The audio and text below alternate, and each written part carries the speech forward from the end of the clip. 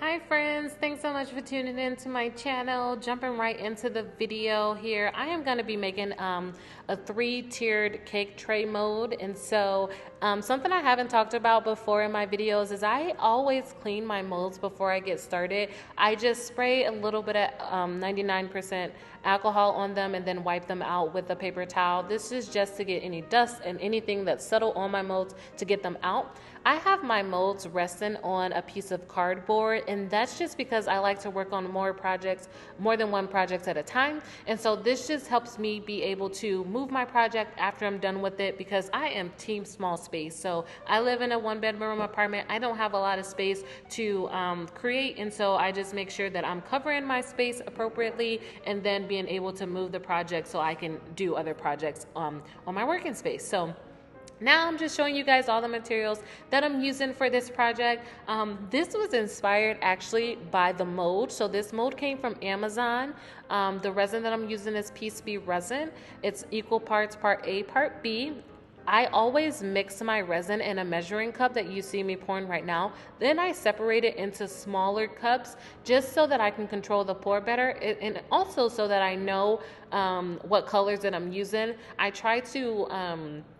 try to get out as many cups that I need so I don't forget a color, and then I'll pour clear into all of them first. Then I'll add any kind of additive. So that's a white alcohol inks. I usually use an alcohol ink or mica powder and usually some sort of gold leaf in my projects. And so yeah, so that's what I'm doing now. So what I was telling you guys earlier is this piece specifically is inspired by the mold. So I got this mold from Amazon.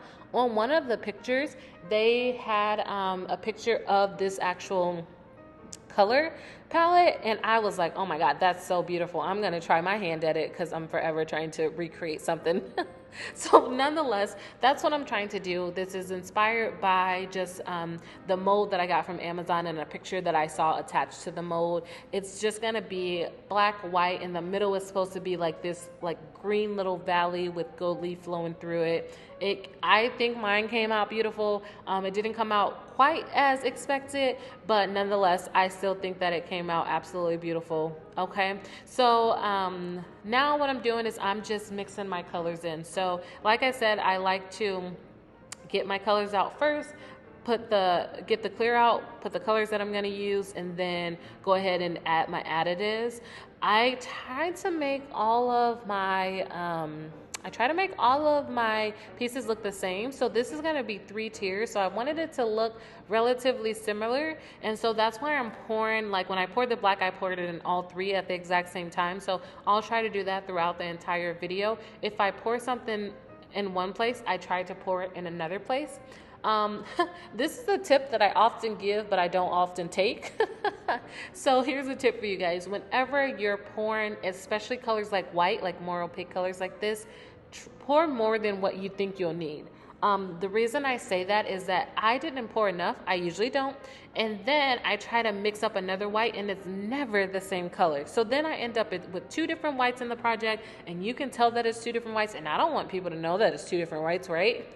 And so then I end up mixing, trying to mix it the best that I can in the mold, and it's just not the same. So if I can give you a tip, mix more than what you need, and then use your little trinket molds to any resin that you have left over. Guys, make sure you get little trinket molds so that you can pour your excess resin in the trinkets and layer it from there.